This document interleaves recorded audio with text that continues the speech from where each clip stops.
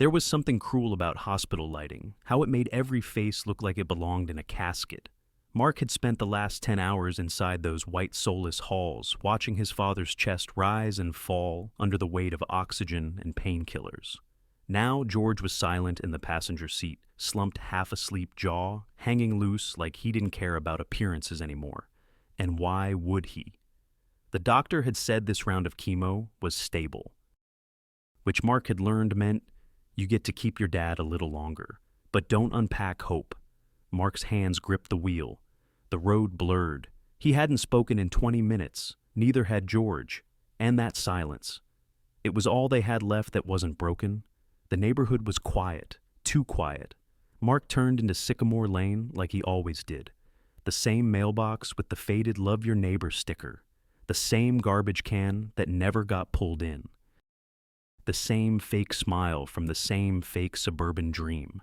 Then he saw her, and everything inside him curled into a fist. Karen.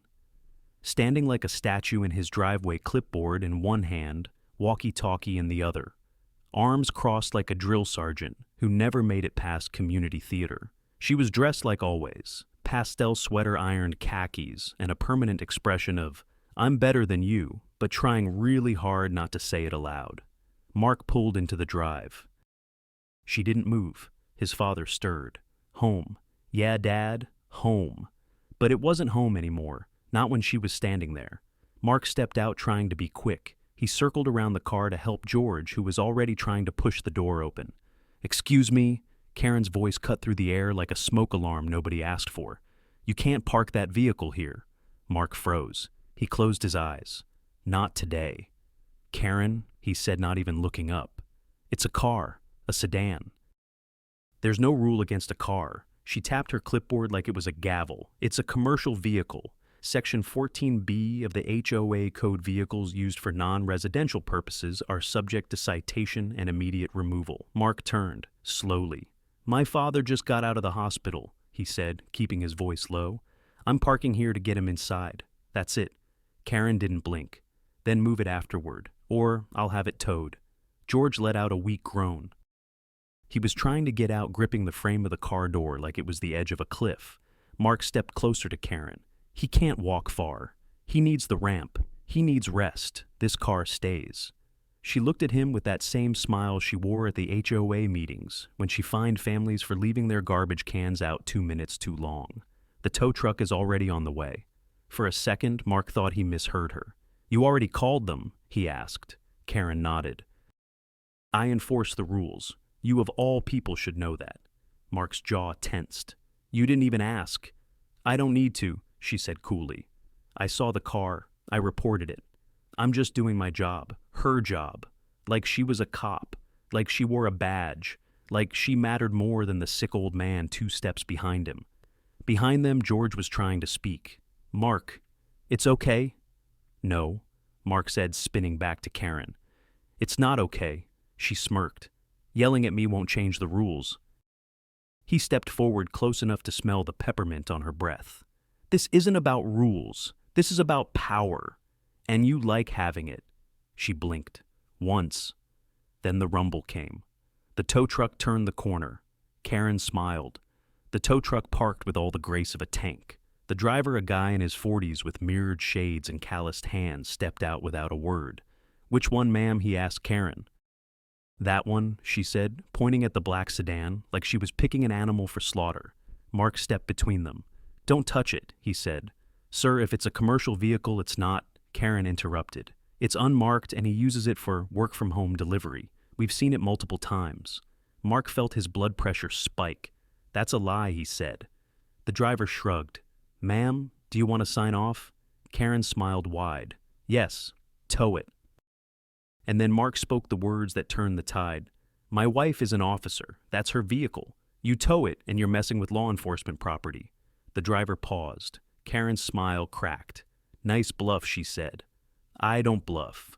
And just like a scene written by fate, a silver SUV rolled into the driveway. Sophie. Mark didn't even have to look. He knew that low, even purr of her engine, like he knew his own heartbeat. The tow truck driver hesitated. Karen's confidence faltered just slightly. Sophie stepped out of the vehicle dressed in jeans and a black shirt, sunglasses on, calm, collected, deadly. She walked toward them with a grace that didn't ask permission, didn't apologize. She moved like someone who had seen worse than Karen, much worse, and survived. Karen crossed her arms. "Oh, how convenient," she said, tone dripping with sarcasm. "Maybe you can help explain why your husband's breaking HOA policy. Again." Sophie stopped. Her eyes scanned the scene. George slumped in the car, barely awake. The tow truck. Karen. Mark fists clenched. "Karen," Sophie said coolly. "You're calling a tow truck on a man just home from the hospital." Karen rolled her eyes. "That's irrelevant. It's a violation." Sophie stepped closer, and then casually she reached into her back pocket, pulled out a leather wallet, and flipped it open. The badge glinted like fire in the sunlight. Nobody spoke. The tow truck driver blinked. Karen's smirk melted into tight-lipped panic. Sophie didn't need to raise her voice. She just let the badge speak. "That's a government vehicle, Karen," she said cold and clear. "You try to tow it, and you're obstructing law enforcement property." Karen's mouth opened, then closed. The driver took a slow step back. "Ma'am, I ain't touching that. I'm not losing my license over this mess." Mark almost smiled. Almost. But the sight of his father leaning against the door lips, dry, breath shallow, it killed the smile before it was born. Karen tried one last time, desperate now. "That car has no markings, no police decals. It could be anyone's." Sophie's voice was like a scalpel, precise. Unmarked vehicles are standard issue. You'd know that if you knew half of what you pretend to. That one cut deep. Karen's face flushed red. But Sophie wasn't done. "You harassed a sick man. You escalated a situation based on a false claim, and you involved a third-party service to enforce an illegal tow." The crowd was forming now. Neighbors peeking through blinds, a few standing across the street, quiet watching, recording. Karen noticed and panicked. "This isn't harassment," she barked. "I'm enforcing the rules. The community's rules." Mark finally spoke again. "No, Karen. You're enforcing your version of them. And this time, you got caught." Karen looked at the tow truck driver, hoping for backup. He was already halfway back to his cab, shaking his head. "I'm done," he muttered. "I don't get paid enough to fight the law." He drove off, hazard lights blinking like the final word in a sentence she didn't want to hear. Karen stood frozen. The HOA binder in her hand looked smaller now, like a child's toy. Sophie walked to George's side of the car, opened the door, and helped him up gently. He gave her a weak smile, grateful but tired. Mark followed, supporting his father, as they moved slowly toward the front steps. Karen didn't follow. She didn't speak. She just stood there, defeated. But not done. Not yet. Before Sophie closed the door behind her, she turned to Karen. "Keep pushing, and we'll push back harder. This neighborhood isn't yours, and neither are we." Click. The door shut. Inside the house was quiet. Too quiet. George lay on the recliner, eyes closed. His breath evened out. For now.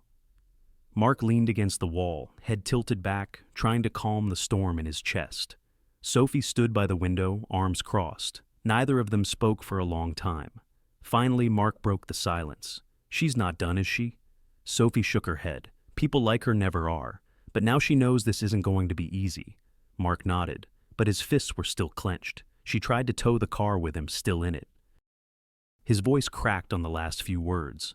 Sophie walked over, placed her hand on his shoulder. "Next time she pushes," she said, "we don't just push back. We make her regret ever starting." The next morning, Mark opened the mailbox and froze. A white envelope with the HOA logo stared up at him like a snake in the grass. He didn't even need to open it. He knew. Karen wasn't going to come knocking anymore. She'd changed weapons. He opened it anyway. Notice of violation, lawn height exceeds. Community regulation. Section 3 Yancy, required trimming 0.7 inches. Deadline 48 hours. Penalty for non-compliance $275. Mark let out a low laugh. Bitter, disbelieving. Sophie looked up from her coffee. She started already. He handed her the letter. 0.7 inches. She must have brought a ruler. Sophie read the paper with the deadpan calm of someone used to being targeted. "This is just the beginning," she muttered. Mark nodded. "She wants to exhaust us. Death by paperwork." Sophie leaned back. "Let her try. She forgot I file better than she does." Over the next 72 hours, the letters came like rain. A mailbox color, non-compliant citation. The gray wasn't approved slate. A noise complaint for a lawnmower. Mark hadn't used in 2 weeks. A driveway oil stain notice caused by George's medical van, which leaked transmission fluid. And then came the big one, unauthorized structure notification portable wheelchair ramp. This addition was not reviewed or approved by the HOA Architectural Committee. Mark read that one out loud. George was on the couch, blanket pulled up to his chest. "She's coming after your ramp, Dad." The old man didn't say anything for a moment. Then softly, "You remember when I built that first ramp for your grandpa? Took me 2 weeks. No permits, no committees, just build it." Mark nodded, throat tightening. George sighed. "This ain't about ramps. She wants you broken." That night, Mark sat at the dining table, the stack of violation letters in front of him, like war trophies, except he hadn't won anything. Sophie stood beside him, flipping through each one, cross-referencing codes with the actual HOA charter.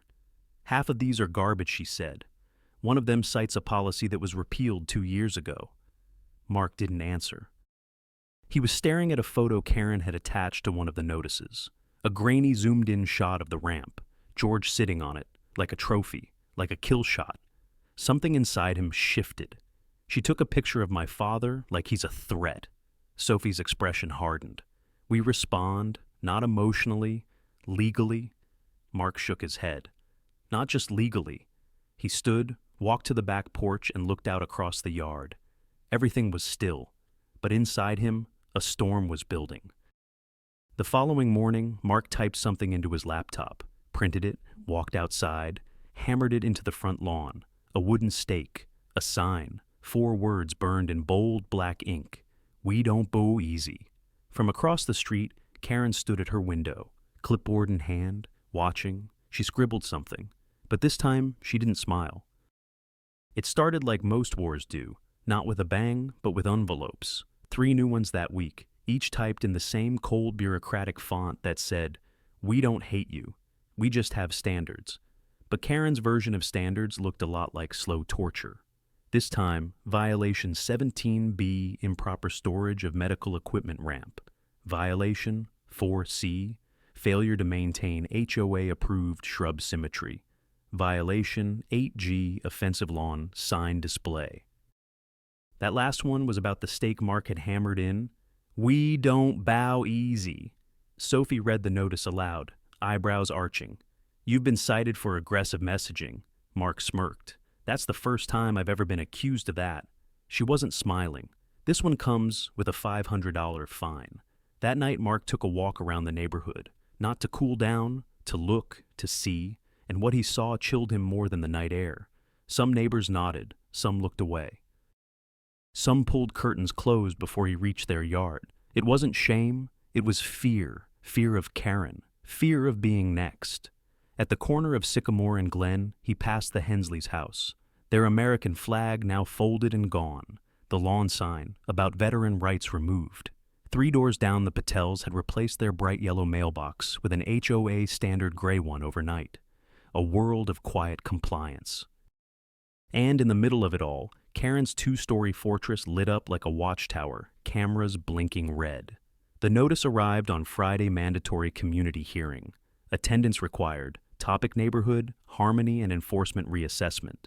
Location, HOA office, 7 p.m. sharp. Sophie read it twice. "This is a setup." Mark nodded. "She wants a show trial." They arrived 5 minutes early. The HOA office was just a converted model home from the original developers. Now it looked more like a courtroom. Chairs in rows, Karen's podium front and center, coffee table with a single pen and clipboard, a projector humming. About 20 residents already inside, some familiar faces, some strangers. Karen stood behind the podium, looking like a woman who'd just taken the oath of office. "Thank you all for coming on such short notice," she said, her voice syrupy sweet. Sophie leaned into Mark's ear. "Wait for it." And then it came. This meeting is to address the escalating non-compliance of certain residents who believe they are exempt from the rules we all agreed to live by. Her eyes found Mark, held there, burned. Let's begin. The screen behind Karen flickered to life. A slideshow began. Photos of violations. Mark's ramp, George sitting in the front yard, Sophie's unmarked car, the sign in their lawn, a trash bin slightly misaligned. As you can see, Karen said, gesturing like a prosecutor, this pattern of disregard threatens our community's standards. Mark stood up. My father's dying. The room went silent. Karen's lips twitched, but she kept her poise. And we respect your struggle. But emotional circumstances cannot override legal framework. We must. You had a tow truck approach our home while he was still in the car. Karen blinked. Just once. Then, let's not distort events. The rules are the rules. That was her refrain, the anthem of petty tyrants everywhere. Sophie stood. She didn't yell, she didn't gesture. She just said, Karen, you're using this HOA like a weapon, and the community sees it, even if they're too afraid to say it out loud. A ripple moved through the room. Someone cleared their throat. Another nodded. Karen raised her voice. You're not recognized to speak. This is not a courtroom. This is a structured HOA proceeding. Sophie smiled. You're right. And under HOA Regulation 5.2, all proceedings must follow due process, including open rebuttal. You skipped that in your agenda. Would you like me to cite it? Karen's face darkened. That's not necessary. I think it is. Someone clapped. Once. Karen slammed her palm on the podium. Enough. The room froze. Mark turned to look behind him. People weren't scared anymore. They were watching. Karen raised her clipboard. Before we conclude, I would like to open the floor to a formal vote on whether this resident should be fined and subject to compliance sanctions, including vehicle removal, architectural modification, and potential restriction of community privileges. There it was. The guillotine. Mark sat straighter. So, this was the plan all along, he said aloud. Karen didn't flinch. The community must decide what kind of standards we uphold. Someone in the back muttered, You wrote those standards. Karen ignored it. All in favor, raise your hand. She raised hers. Slowly, deliberately. 3 more went up, then 2 more. But most, still, hands folded, eyes watching. Mark stood. He didn't speak, just looked around the room, one face at a time. Before you raise that hand, he said, ask yourself what you're actually voting for. The room held its breath. My father fought for this country, Mark began. Now he's fighting cancer. And instead of help, we've been fined, harassed, and nearly had his only mode of access ripped away by someone who wasn't elected by a vote, but by default when no one else volunteered. Karen bristled. That's not true. You think calling a tow truck while my father sat helpless in that car was enforcing rules? That's not policy. That's power tripping. Sophie stepped forward. And it ends tonight. The silence was thicker than the air itself. Then from the back, a voice spoke up. Quiet, clear. He's telling the truth. Everyone turned. It was Mr. Fulton, retired, quiet, widower. Lived on the corner lot for 20 years. Never spoke at meetings.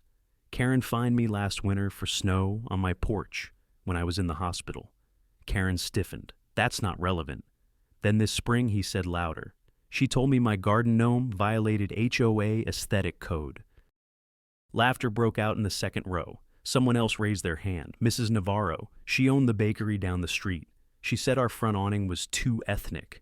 I took it down. Karen's face went pale. More hands rose.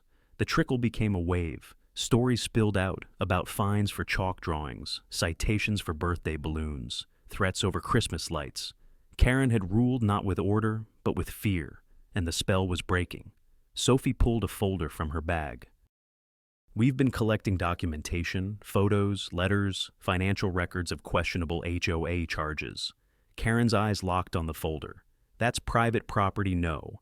These are public HOA records, and as per regulation 2.1.7, all financial documentation must be available for resident review upon request.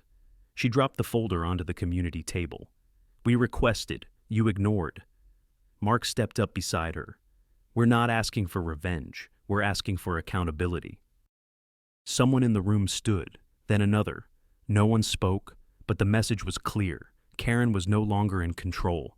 Karen clutched her clipboard like it could shield her from reality. "This is a smear campaign," she hissed. "You're twisting things, weaponizing sympathy." Mark took a slow step forward. "You weaponized rules. We just shined a light on it." She opened her mouth, then closed it. Her fingers curled tighter around the clipboard. She turned and walked out, not defeated, but cornered and dangerous. Sophie watched her go. "She'll come back louder." Mark nodded. "Then we'll be ready." The next day, Mark opened the blinds and looked across the street. Karen's porch light was still on, but the clipboard was gone. The neighborhood felt different.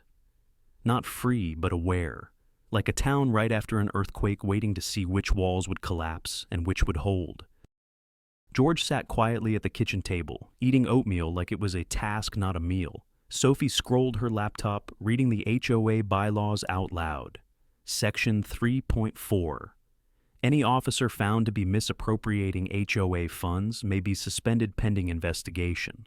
She looked at Mark. Time to check the numbers. It arrived on a Monday. No return address, no note. Just a thick manila envelope stuffed into their mailbox. Mark opened it at the table. Receipts, photocopies. Bank statements with highlighting. Sophie flipped through it. "This is from inside." She looked at one slip. "That's a payment to a landscaping company that doesn't exist. And this one, this is a reimbursement for an HOA training seminar held at a luxury spa." Mark raised an eyebrow. Karen's idea of professional development. Sophie's tone sharpened. "She's embezzling." George whistled low. Well, we need a lawyer," Sophie said, "and a forensic accountant." Mark nodded slowly. "Let's bury her with the very rules she worships." By Friday, retaliation came. Subtler this time. A letter from the HOA citing their garbage can's visibility from the street as a sanitation code violation. An anonymous complaint about George's presence on the porch creating visual distress. A new citation unauthorized signage. The wooden "We Don't Bow Easy" sign. Mark replaced the sign with a bigger one. It read, "We don't bend, we document." This time he mounted a GoPro on the front lawn, blinking red, streaming live. Karen saw it, didn't wave, didn't smile, didn't speak, but she stared and stared. That week, 3 neighbors stopped Sophie during her evening walk. The Hensleys, Mrs. Navarro, even Mr. Fulton. One by one, they handed over emails, copies of notices, screen captures of texts from Karen's private neighborhood integrity group chat. Every message dripped with control. They think they can use illness as a shield. We'll make them the example. Time to tighten the leash. Sophie compiled everything, every date, every quote, every lie. It was a quiet Sunday morning. Mark sipped coffee on the porch beside George, who sat bundled in his robe, face tilted toward the sun. Peace, for the first time in days, until a new envelope slid under the front door. Sophie picked it up, typed, stamped, signed. Notification of special hearing recommendation for HOA board expansion. Purpose to nominate interim co-leadership positions during the HOA president's sabbatical. Sophie stared at it, then laughed. She's trying to install puppets while she slips out of sight. Mark took the letter, read it, then smiled. She thinks we'll fight her at the podium again. Sophie nodded. Let her play chess. She held up her folder now, thick with evidence. We're building a courtroom. The kitchen table became a war room. Printouts, tabs, receipts, screenshots, copies of HOA bylaws. Sophie had color-coded everything. Red is extra violations, blue, CSIC evidence, yellow, questionable transactions. Mark poured the coffee. George watched from the corner, occasionally chiming in with a chuckle or curse. God help the woman who picked a fight with a cop and a husband with nothing left to lose, George muttered. Sophie smiled faintly. She should have done her homework. They now had 14 resident sworn statements, 22 screenshots from internal group chats, 6 suspicious HOA fund transfers, 1 anonymous tip about Karen's side deal with a private towing company, and now they were ready to go. Legal. Rachel Adams wasn't cheap, but she was deadly. HOA litigation was her battlefield. And when she read the evidence Sophie handed her, she leaned back in her leather chair and said just 5 words. She's not walking from this. Rachel drafted 2 things that afternoon. 1, a demand for forensic audit of HOA finances. 2, a civil harassment complaint on behalf of George Harris citing emotional distress and disability discrimination. She handed Sophie copies. This is the slow burn, Rachel warned. The audit will take time, but once the state steps in, she's toast. Mark nodded. What about the harassment? Rachel smirked. That's the quick kill. The next HOA meeting was different. Karen smiled too much. Laughed too hard. Spoke in syrup. She welcomed everyone like a talk show host, reading from cue cards.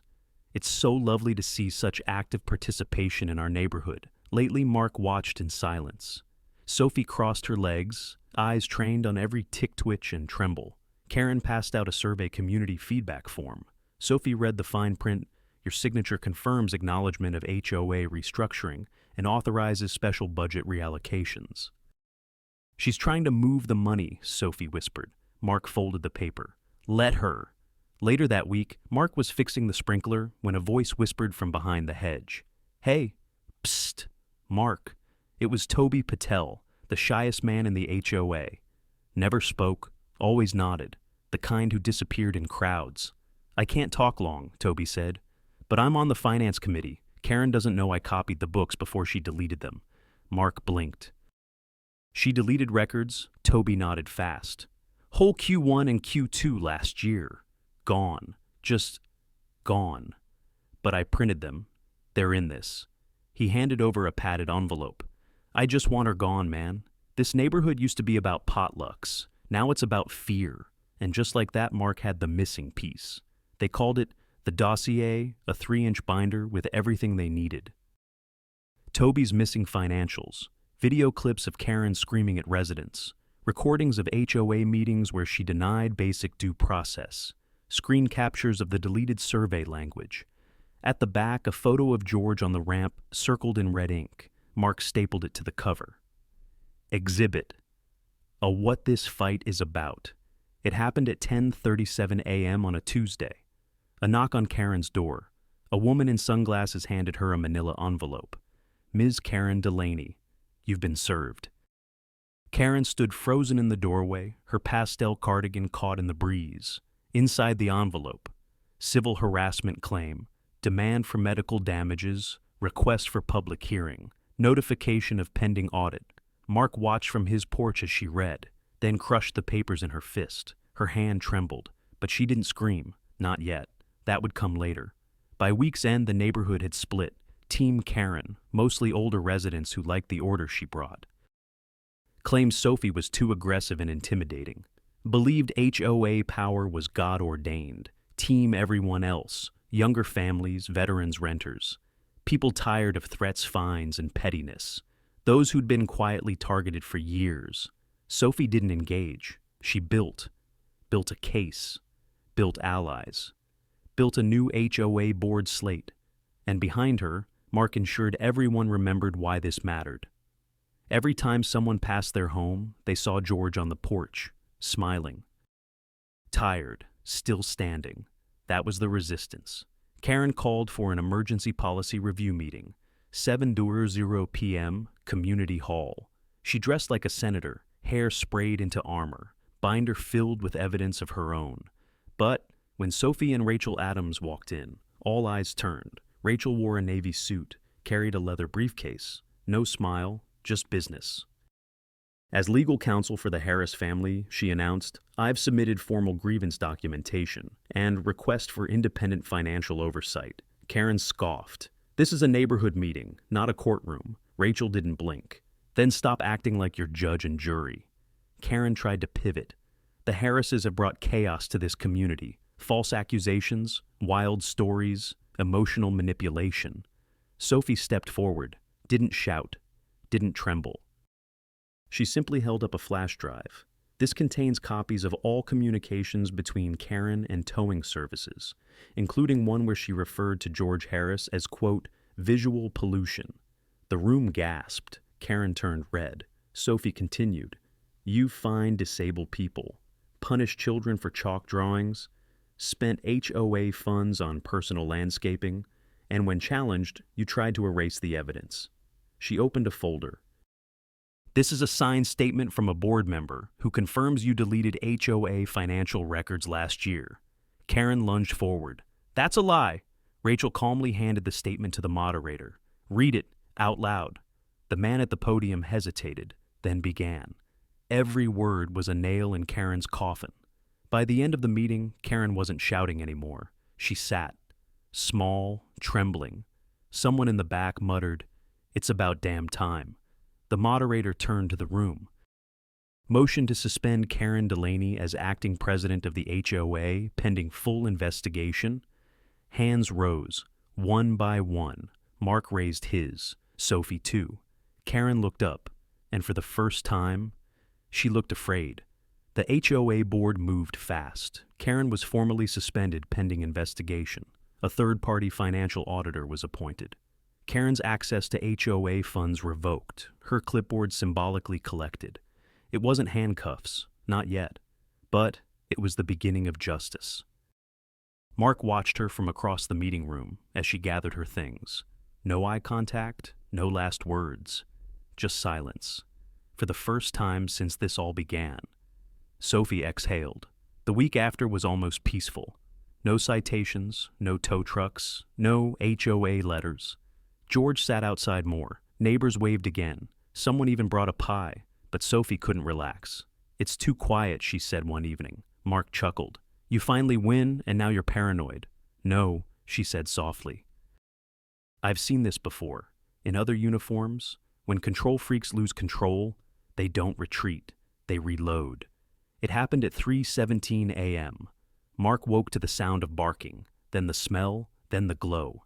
He ran to the window. The backyard barn was on fire. Not smoke, flames, orange, violent, alive. He bolted downstairs. Sophie already ahead of him grabbing the fire extinguisher. But it was too late. The old wooden structure full of tools, family heirlooms. George's wee-two chest was burning like dry leaves. Mark stood frozen as the fire department arrived. Water blasted. Hoses hissed. George sat shivering on the porch in a blanket. Sophie stood beside him, eyes cold, hands clenched. This wasn't an accident, she said. The next day, Mark reviewed the security footage. One camera had survived a backup system Sophie had insisted on installing. Timestamp 2:43 a.m. A figure hooded crouched by the shed. A gas can in hand. The face was blurry.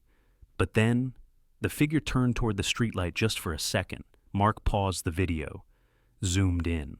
His blood ran cold. It's her, he whispered. The license plate on the parked car in the background belonged to Tom Winslow, Karen's closest HOA ally, and the fire arson. Rachel filed the report that afternoon. The footage, the gas can, the car, everything. Now it was a criminal investigation. Karen's HOA reign had ended, but Karen herself. She had just started a war, and this time she'd committed a crime too big to hide behind a clipboard. The barn was gone, just black timber and smoke. Mark stood in the wreckage with a fire investigator, helmet, clipboard. But this clipboard wasn't Karen's. It was real authority. We're ruling this as arson, the investigator said, pointing at the burn patterns. Accelerant confirmed. Sophie handed over the footage. No hesitation, no drama, just, it's her, or someone she sent. Later that day, Karen's porch became a photo op. Local news had caught wind.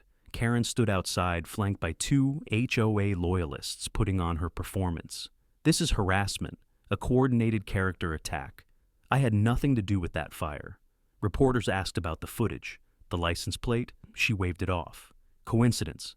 I don't even drive that car. That's Tom's. Ask him. A bold move. Because Tom had already flipped. Tom Winslow showed up at the precinct the next morning. Voluntarily. Sophie was there, she had called ahead. He looked worn, pale. His statement was short, but devastating. Karen asked me to send a message, said she'd cover it. I didn't know she meant fire. I just gave someone the keys.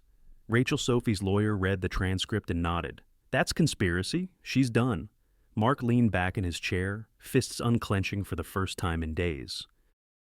George, listening quietly from the corner, murmured, "Play with matches long enough, and you'll burn more than barns." The next HOA meeting wasn't in the model house. It was outside, in the open. 30-plus neighbors, folding chairs, clipboards of their own. This wasn't a meeting. It was a reckoning. Sophie stood and read aloud, "We, the undersigned residents of Hollow Pines, hereby file an emergency petition to remove Karen Delaney permanently from the HOA board." The crowd murmured, then applauded. Karen didn't show up, but she heard. And that night, a new sign appeared outside her house. HOA Tyrant. Arsonist. You're not welcome here. No one knew who put it there, but no one took it down. It came at 6:42 p.m. just before sunset. 2 unmarked cars, 3 officers. 1 warrant. Karen opened the door in a silk robe wine glass in hand. Her smile vanished the moment she saw the badge. "Karen Delaney," the officer asked. "We'd like to ask you a few questions regarding the fire at 227 Sycamore Lane." Karen stiffened. "This is absurd." "I've already said you're not under arrest," the officer interrupted. "But we advise you speak to your attorney before answering." Sophie, watching from her porch, whispered, "She won't be able to help herself." And she was right. Karen talked. Too much. In the interrogation room, Karen folded quickly. Her story changed 4 times. She didn't know about the car. Then she said she loaned it to a friend. Then she said she only joked about scaring the Harrises. Then she blamed a misunderstanding. It was enough. Enough for probable cause. Enough for heat. Enough to trigger the next move. That night, Sophie sent an email blast to the entire neighborhood. Subject: Let's finish. What we started attached. The petition to permanently ban Karen from any HOA position. An online submission form to report prior harassment. A schedule for an emergency all-resident assembly. She ended the message with, "We don't need Karen to fall. We just need to stop holding her up." They met at the church rec hall, not because of faith, but because it had enough chairs. Sophie stood before nearly 50 residents. Mark beside her, George seated in front. Rachel Adams addressed the room first. "What you've witnessed is not an isolated event. It's what happens when power goes unchecked, when rules replace compassion, and when silence is mistaken for approval." She then stepped aside, and George stood up. The room fell still. His voice was hoarse, but full. "When I bought that house, there wasn't a board. There were just neighbors who helped each other carry in groceries." He looked at them one by one. "I don't want revenge. I don't want lawsuits. I just want to sit on my porch, without wondering if someone's going to find me for having cancer." Silence. Then applause, slow but rising, a standing ovation, and somewhere in that moment, the neighborhood healed. East, 2 days after the church meeting, the forensics team released their report. Confirmed accelerant gasoline, source container matching one sold with Tom Winslow's receipt, car plate traced back to HOA registry vehicle, cell tower, ping. Karen's phone near the Harris property at 2:45 a.m. That was it. Probable cause turned into felony arson charges. Karen had officially crossed the last line. It happened quietly. 7:12 a.m. 2 patrol cars. 1 female officer. Karen didn't run. She didn't scream. But when they read her rights, you have the right to remain silent. Her lip quivered. Her hands shook. And when the cuffs clicked shut behind her back, the whole neighborhood exhaled. By noon, the headline hit local news: HOA president arrested for arson in ongoing neighborhood harassment case. Social media exploded. Clips of Karen yelling at residents, photos of the burned barn, quotes from Sophie's speech. Even George's porch chair became iconic. The story resonated because it wasn't just about HOA rules. It was about power, abuse of it, and what happens when people finally push back. 1 week later, Karen sat in a pre-trial hearing, dressed in beige, no makeup, no clipboard. Sophie attended, not to gloat, but to look her in the eye. During a recess, Karen turned eyes bloodshot, mouth drawn. "You think you've won?" Sophie leaned forward, calm as ever. "No, Karen, I didn't win. We did." The moment you stopped scaring people.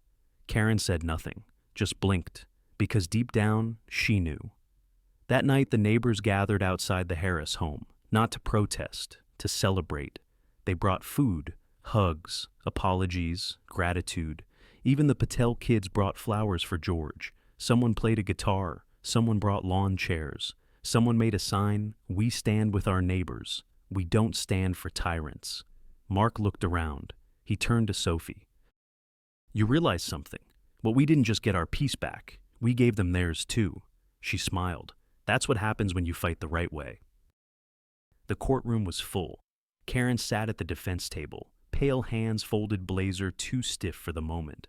Gone was the queen of the HOA.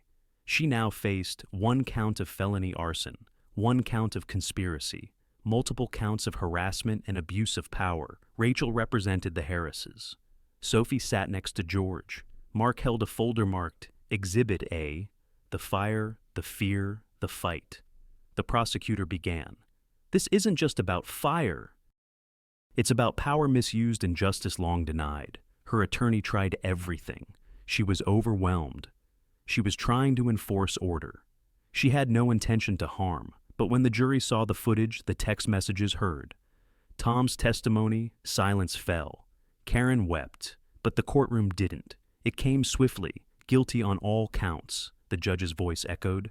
You used the authority of a neighborhood role to intimidate, isolate, and ultimately endanger your neighbors. You are hereby sentenced to 3 years, with restitution and a permanent ban from all HOA-related governance." Mark didn't smile. Sophie didn't gloat. They just breathed. For the first time in months, truly deeply breathed. One Saturday morning, Mark heard hammers outside. He opened the door to find the entire neighborhood out front.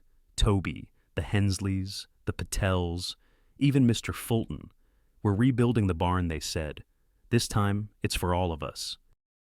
What followed wasn't just carpentry, it was healing. Kids painted the wood panels. Neighbors brought lunch and lemonade. George told stories from the porch about the original barn. They didn't just replace what was lost. They built something stronger, together. 3 weeks later, a new HOA charter was drafted. Rotating leadership, financial transparency, conflict resolution by vote, and a bold clause: no neighbor shall be fined without due process and compassion. Sophie declined to run. "I already have a full-time job protecting people." But Mark, he ran, and won. Unanimously. On the evening of the new HOA's first meeting, the sky was orange with sunset. George sat on his rebuilt porch. Mark stood beside him. Sophie walked up, holding a cup of tea. "It's quiet again," George said, smiling. "But not silent," Mark added. "There's a difference now." Sophie nodded. "This place has a voice now." And across the neighborhood, from porch to porch, window to window, you could feel it. The peace wasn't perfect, but it was earned. A plaque was installed beside the new barn. "This barn stands because good people stood together." We were nearly burned out, but we rose, not in anger, but in unity. And beneath it, a quote from George: "Sometimes the strongest walls are built with forgiveness, not fear." Karen thought she could control a community with a clipboard, fines, and fear. But she forgot one thing: people don't bend forever. And when you try to bury a family sometimes, you water a revolution. This wasn't just a story about fire and rules. It was a story about standing up for your family, your neighbors, and what's right, even when it's uncomfortable. To every George out there, every Sophie, every Mark, every one of you who's been silenced, shamed, or shut down, this one was for you.